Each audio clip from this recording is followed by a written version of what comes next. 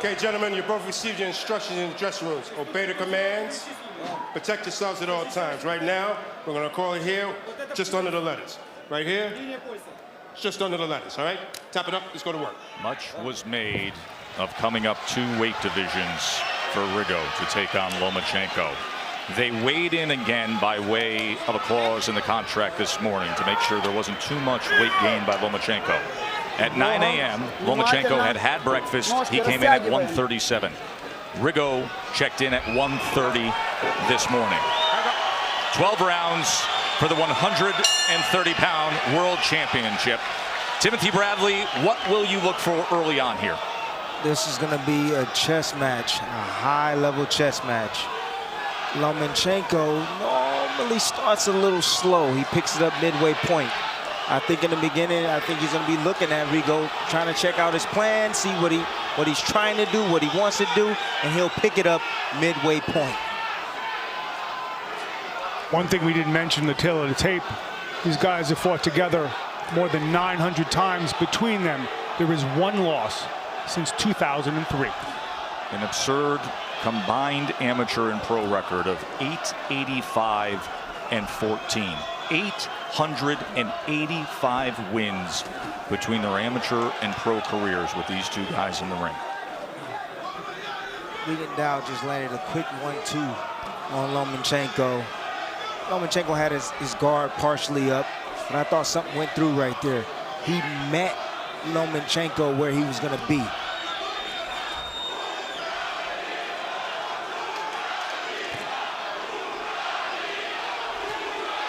Loma comes with a left hand that Rigo was able to duck away from, and then tried to take the angle and come back with the right hook. Lomachenko just looks so much bigger than Rigondeaux. I mean, it just looks so much bigger. He's got the 3-inch height advantage. We told you what they weighed in this morning. Of course, rehydrating throughout the entire day after yesterday afternoon's weigh-in as well. Lomachenko number 2 on ESPN's pound-for-pound list. That's exactly what was described in the referee meetings. Now, we showed you that earlier because that was a concern of Lomachenko. What happens when he ties up both of his gloves, and how could he break free? And referee Steve Willis was able to give him the instructions, able to share that with you earlier tonight. Well, Rigondeaux knows that Lomachenko needs to get close in order to get his work off. That's when he does his best work. So guess what he did? He tied his hands up right away, so he couldn't work.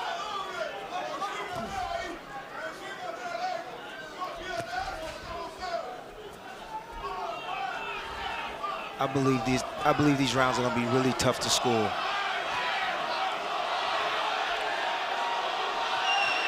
Getting a little closer is Lomachenko. He's just touching Rigo on the inside that time.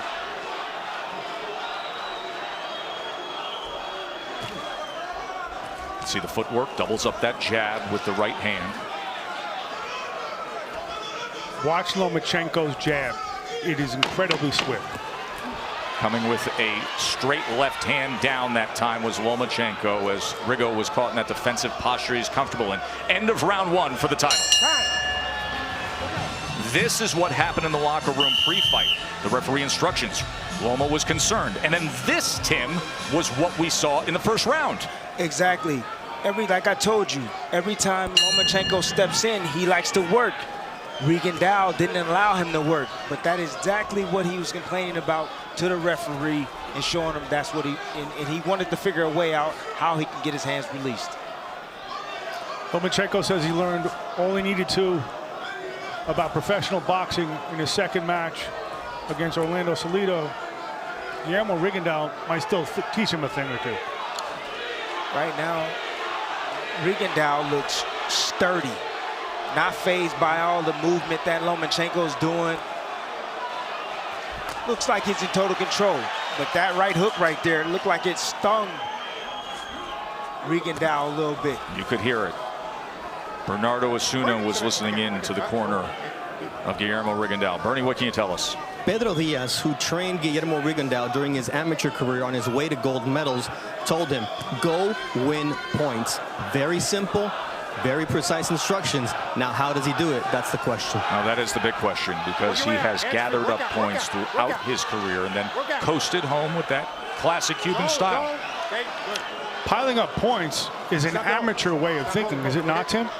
I mean, it's about points, of course. But the thing that I just witnessed right now is that, and the ref didn't say anything about it, but he just clinched them again. And he walked them back to the ropes, and the refs didn't have anything to say about it.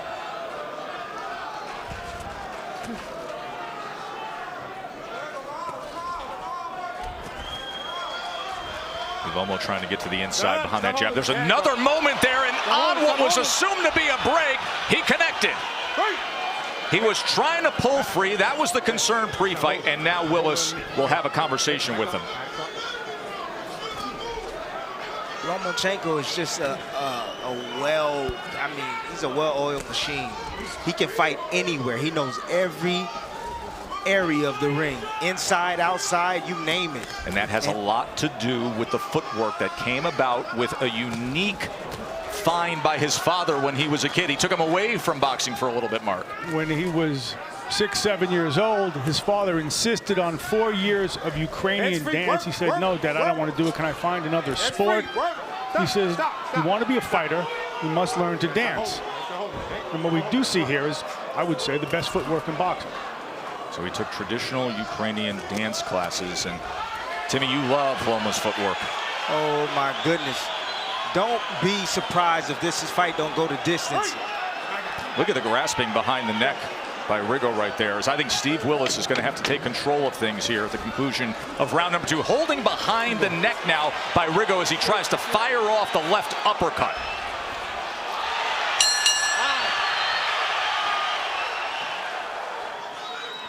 Back here at the theater at Madison Square Garden, the world title fight, and it has really heated up, mostly because of the action we saw in that final minute of round 2, when Lomachenko had that desire to just keep fighting through what he was trying to pull his arms free of a break, and he landed a solid left hand against Rigondeaux.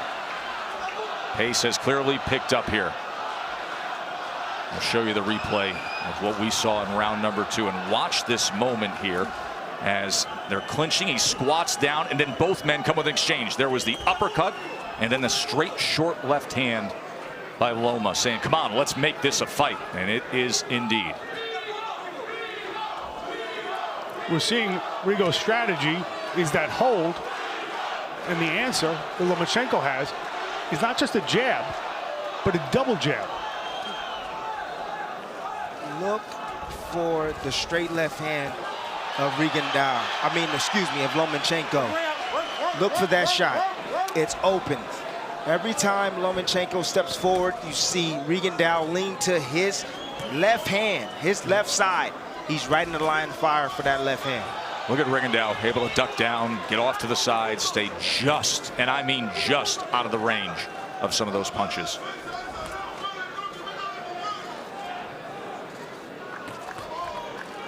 There are moments when you watch Lomo and you see what he's able to do with his hands at short range, and then you think about some of the unusual training that you witnessed, Mark. Stuff with the tennis ball on the end of an elastic string, catching quarters in midair. He's trained for dexterity, both physical and mental. And what they're really going for is the moment where he improvises, the moment where he's so well drilled that he can think on his feet. To me, it seems like Rigondeaux looks like he's discouraged a little bit, in my opinion. What do you see, Tim? I don't know. His facial expression, the way he's reacting. You know, there's nothing that he can do right now besides hold to keep Lomachenko off of him. Loma was able to land a left hand underneath that right elbow, left hand to the body moments ago here in round 3. Steve Willis with a quick talk to Rigo. Tripling up a right uppercut is the champ.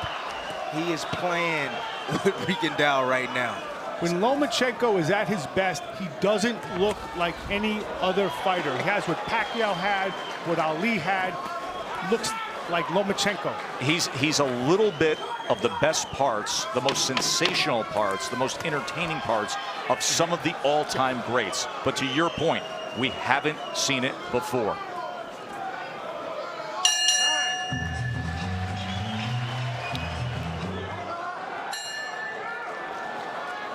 Fourth round of our championship fight. Timmy, let's go back and show you that tripling up of the uppercut by Vasily. Right here, you're going to see Vasily Lomachenko throws 3 uppercuts. It's the second one blocked. The third one comes right up the middle. Guess what? He did that. You want to know how? With pressure. With pressure. He saw how his man reacted. He dropped right in front of him, and he split his guard with the uppercut. Just the fact to throw a triple uppercut alone, that is Vasily Lomachenko. Let's check in with our ringside reporter, Bernardo Osuna. Frustration in the blue corner of Guillermo Rigondeaux. Pedro Diaz basically threw water in his face, said, "You've got to take risks. What are you waiting for?" So they see what we see. You know, it's interesting because we've talked about that for months since the time that he accepted his fight. You can't take this fight without knowing that you're going to have to take risks, Mark. Well, I mean, Rigondeaux says that he's taken all the risks he could ever take, and nothing could. Wow. I mean, it's just a matter of time, guys. He can clown anybody. Sorry to interrupt, but it's Loma. Look at this. This is moments ago. Watch him, get him in a defensive posture, know that he's got him pinned, and say, you know what, I'm just going to turn right around you in the middle of a championship fight. Lomachenko haven't even turned it up yet. Midway point. Just watch. Just watch. Angles, speed. I've never seen anybody play with Rigondeaux the way he's playing with Rigondeaux. An undefeated world champion, and he's toying with him at moments. Listen to the beat of his punches. It's like music. It's like it's improvisational. It's like jazz. But it's all set up by his feet. Look at his feet. And he is riffing in there. And pushing him back, create a little space. Final minute of round 4, goes back to the uppercut, then switches it up with the left hand as well. Comes to the inside, gets a little work in the kitchen. Rigondeaux landed a nice short uppercut in that exchange. How about the body punch with the right hand? Now to the inside, the uppercut with the left hand as Rigo goes to the belt line. Tim, is this Rigo getting old, or is he just outclassed? I think it's a combination of both. I just think, honestly, I think he's 37, but also at the same time, I believe he is getting outclassed at the very moment. But there's time still left, everybody. That's why I love boxing. You always have a chance. Lomachenko dug to the body again that time, and wrapping up, trying to free his hands again is Lomachenko. It's just a whole lot of clinching. Rigo now inviting him forward, often trying to set traps, but not able to deliver.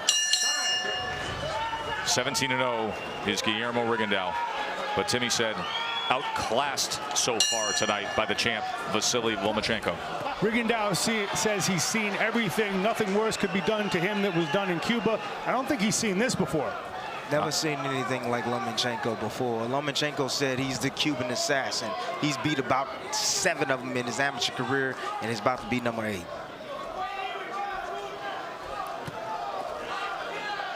Lomachenko has been brought up by his dad, Anatoly, to be what he is seeking to be, and that is the perfect fighter, the most skilled fighter to ever live. That is the goal. This is such a unique relationship with Anatoly, Mark.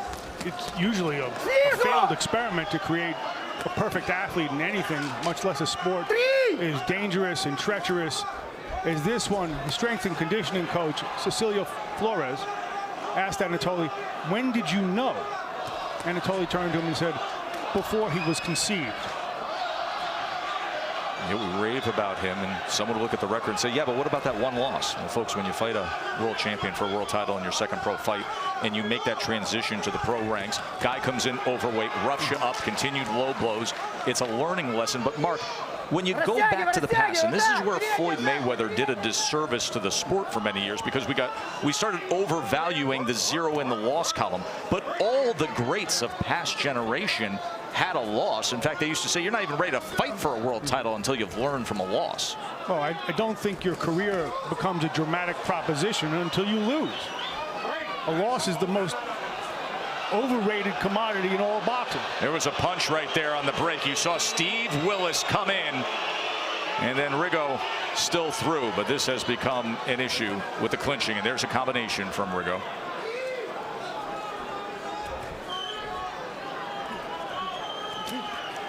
Tried to dig to the body. That was blocked by the elbows of Loma. Bent over time and time again. It's really, I'm going to tell you this, it's really hard hitting a guy that's going down so low like that. It really is.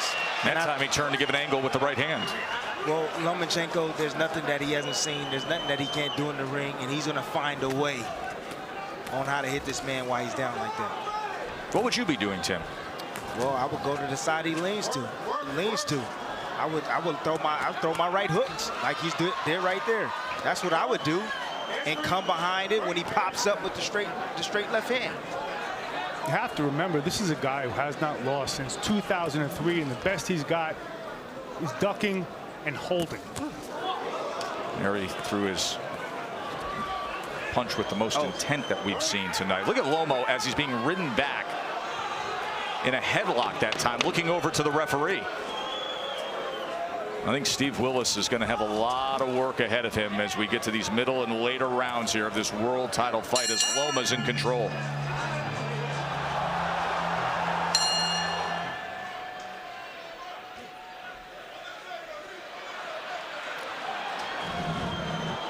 These are two top 10 pound for pound fighters in the world, but right now it seems like there is a big gap between the guy who's number 2 and the guy who's number 7. For a guy who considers himself a gentleman sportsman, Lomachenko, he certainly adapted well to a dirtied up style, wouldn't you say, Tim? That he learned from the Salido fight. You know, that was something that he was missing in his repertoire. You know, and I like it. I honestly like it. He's not going to allow anybody to be dirty with him and hit him with low blows or hit him in a headlock. And that's the way you react as a professional. If you want to be dirty, I'm going to be dirty right back. If the ref doesn't want to do anything about it, I'm going to do something about it.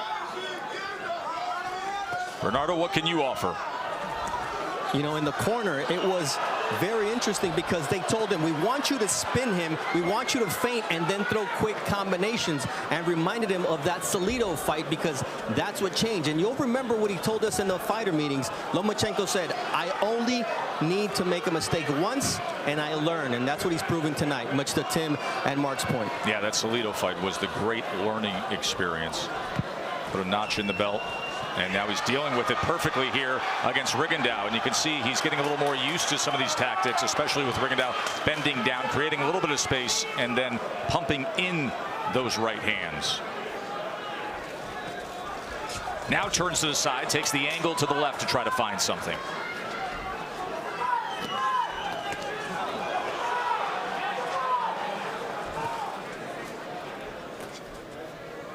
Tim, how do you solve Lomachenko, or how do you attempt to if you're Rigondeaux? All I'm going to say is that I don't think that person is born yet. I truly believe that. His footwork. There's a point deduction now, as Rigondeaux is going to be docked a point. I mean, he is so far down on the scorecards, seemingly as it is, but that is the first moment that Willis is making him and holding him accountable here. The writer Bryn Jonathan Butler did a study on Cuban fighters, and he said that Rigondeaux's face was the saddest I've seen on the island. And that pathos is what I saw in the corner there. A defeated guy. A guy who was once a hero to countrymen, and then Fidel Castro called a traitor as he was trying to find freedom.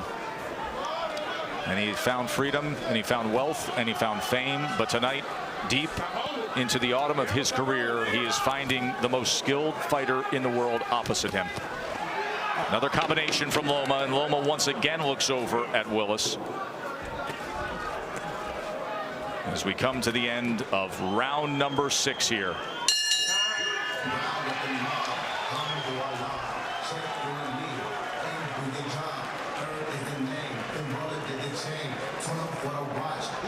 Повнимательный на сгибание. Повнимательный на сгибание. Он согнулся. И паузу.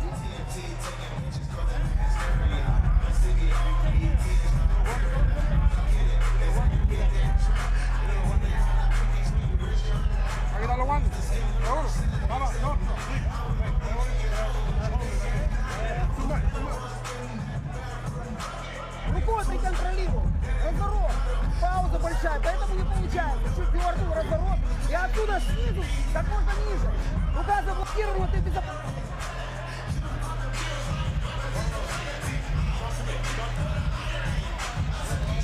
There's a discussion going on in the corner of Rigondeaux here in between the 6th and 7th round as they're looking at the tape. That's it. He is saying, I don't want any more. Are you kidding me? The undefeated number 7 pound-for-pound fighter is not coming out to continue against Loma. Beaten down, hopeless, without an answer, and Lomachenko has made Rigondeaux quit. Rigondeaux's American dream remains unclaimed. And we have now, at least from my perspective, a new pound-for-pound king, and maybe a new entry in the history of boxing.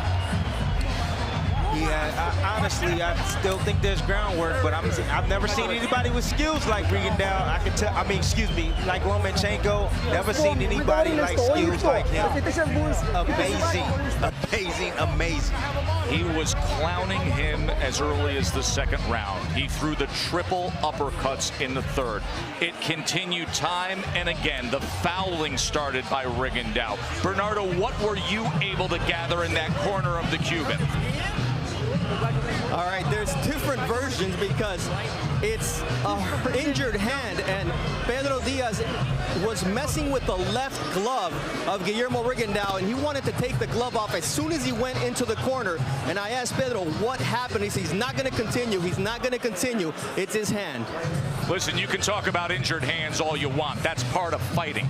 Many championship fighters, many fighters have won championship fights with injured hands. Happens all the time. You got to act like a fighter. You got to continue. Your reaction to hearing that? I don't know about that. I don't know. I think that's just trying to find a way out. Exactly. I don't know about that.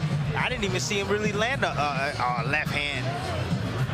Say what you want. You can come up with anything in that corner. The bottom line is he didn't continue on, and Lomachenko's the reason why.